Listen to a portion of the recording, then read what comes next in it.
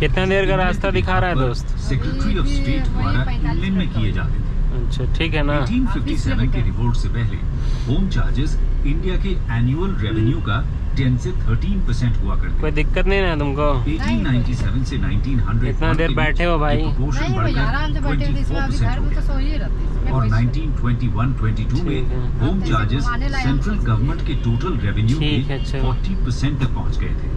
Home charges के अंदर east India company के शेयर होल्डर्स को दिए जाने वाला डिविडेंड, कंपनी द्वारा इंडिया के बाहर लिए पब्लिक डेट पर इंटरेस्ट, सिविल और मिलिट्री चार्जेस और इंग्लैंड में किए गए स्टोर परचेजेस आते थे। ड्रेन का नेक्स्ट कंपोनेंट था फॉरेन कैपिटल इन्वेस्टमेंट्स पर दिया जाने वाला interest. Interest on foreign capital investments 20th century में ब्रिटेन से फाइनेंस कैपिटल इंडिया में एंटर होना शुरू होता है, यानी कि थर्ड फेज फाइनेंशियल कैपिटलिज्म की शुरुआत।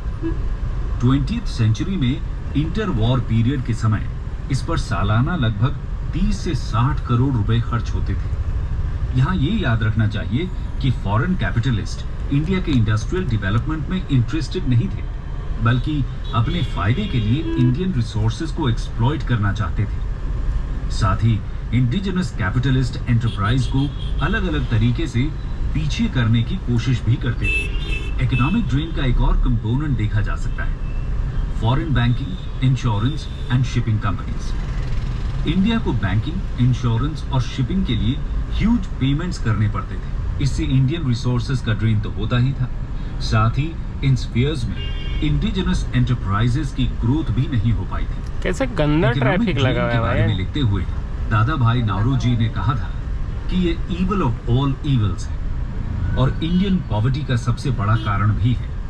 इनके अनुसार ब्रिटिश रूल की शुरुआत से लेकर 1865-66 तक कुल 1500 मिलियन पाउंड्स का ड्रेन इंडिया से हो चुका था और 1883 से 1892 के बीच करीब 359 करोड़ रुपीस ड्रेन हुए थे।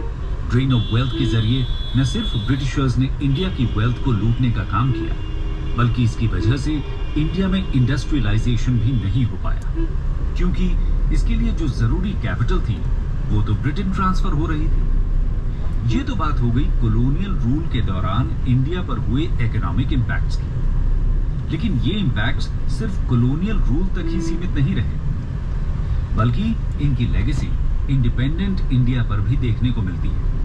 कैसे, आइए जानते हैं। British legacy of poverty and under developed economy. 200 साल का ब्रिटिश रूल एक्सट्रीम पॉवर्टी के साथ एग्रीकल्चर और इंडस्ट्रियल दोनों ही सेक्टर्स में इकोनॉमिक बैकवर्डनेस की लेगेसी छोड़ जाता है।